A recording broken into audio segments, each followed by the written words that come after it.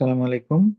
আহ, আপনারা অনেকেই হয়তো জানতে চাচ্ছেন যে শীতে আমাদের ডুশেন রোগীদের বা মাসকুলার ডিস্ট্রফি পেশেন্ট যারা রোগী যারা আছেন এদেরকে কিভাবে এক্সট্রা কেয়ার করা যায় বা এদের কিভাবে যত্ন নেওয়া যায়।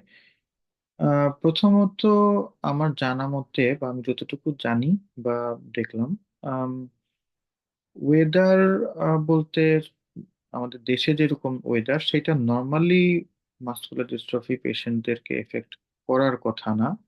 যদি না খুব এক্সট্রিম ওয়েদার হয়, এক্সট্রিম মিন্স খুবই গরম অথবা খুব ঠান্ডা, এরকম যদি না হয় সেক্ষেত্রে হয়তো খুব সমস্যা হবার কথা না।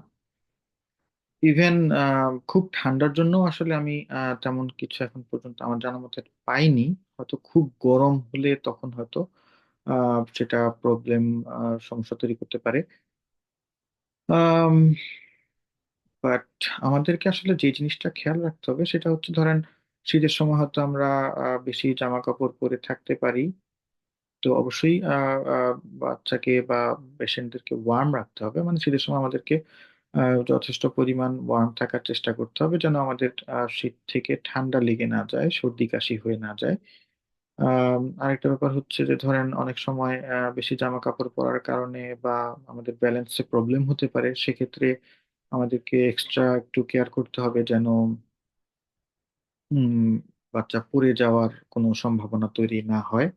কারণ হচ্ছে যেহেতু আমাদের বাচ্চাদের মাসলের স্ট্রেংথ কম সেক্ষেত্রে, এবং এটা বোনকেও এফেক্ট করে, মানে হাড্ডিকেও এফেক্ট করে। সো এই কারণে যদি পড়ে যায় বা যারা হচ্ছে ধরেন স্টেরয়েড নিচ্ছে তাদের ক্ষেত্রে এই সম্ভাবনাটা আরো বেশি, কারণ হচ্ছে তাদের হাড্ডিগুলো আরো বেশি দুর্বল হতে পারে। সো সেক্ষেত্রে পড়ে গেলে ফ্র্যাকচার হওয়ার ভালো সম্ভাবনা থাকবে। তো এই কারণে আমাদেরকে অবশ্যই কেয়ারফুল হতে হবে যেন আহ, জামা কাপড় বা বিভিন্ন জিনিসের কারণে আমরা যেন হচ্ছে পড়ে যাওয়ার মতো পরিস্থিতি তৈরি না হয়।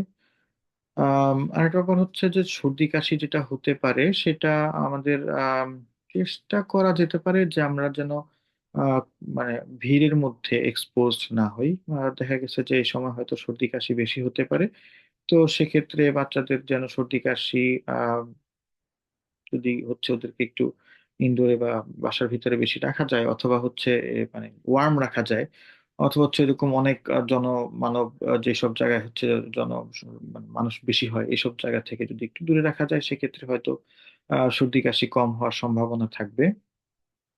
আর আহ, এছাড়া আহ, শরীরের বোনের স্ট্রেংথের জন্য ক্যালসিয়াম বা ভাইটামিন ডি এগুলা খাওয়া যেতে পারে। তো এটা অবশ্যই এটা যদিও নর্মালি দেখা গেছে যে আমি যেটা শুনেছি বা আমি দেখেছি এখানে যে ডুশেন মাসকুলার ডিস্ট্রফি যাদের তাদের ভাইটামিন ডি ডেফিসিয়েন্সি থাকে, আই মিন হচ্ছে ভাইটামিন ডি এর পরিমাণ কম থাকে শরীরে। সেক্ষেত্রে আপনারা এটা আসলে সারা বছরই বাচ্চাকে বা পেশেন্ট হচ্ছে ভাইটামিন ডি খেতে পারে। তো কত পরিমাণ খাবে সেটা হয়তো টেস্ট করে দেখা যেতে পারে যে আসলে ভাইটামিন ডি এর পরিমাণ কি কিরকম আছে, সেই অনুযায়ী হয়তো ডাক্তারের পরামর্শ অনুযায়ী পরিমাণটা চেঞ্জ করা যেতে পারে।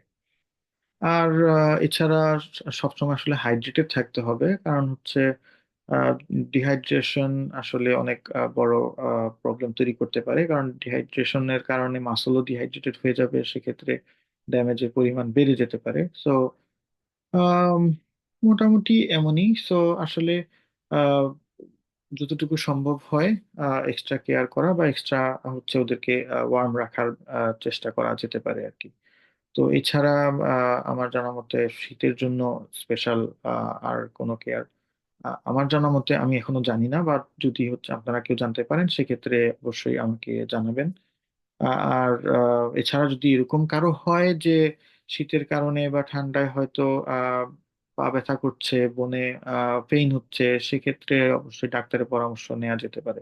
যদি দেখা গেছে যে ওয়ার্ম রাখার পরেও হচ্ছে এটা হচ্ছে না, আম, সেক্ষেত্রে অবশ্যই ডাক্তারের সাথে পরামর্শ করতে হবে। বা পানি খাওয়ার ক্ষেত্রে ধরেন এমন হতে পারে যে যদি পানি বেশি ঠান্ডা মনে হয় সেক্ষেত্রে হালকা গরম করে বা যে ঠান্ডা ভাবটা দূর করে তারপর পানি খাওয়া যেতে পারে, সেক্ষেত্রে এটা হয়তো কাশি হওয়ার সম্ভাবনা আহ, কমিয়ে রাখতে সাহায্য করবে।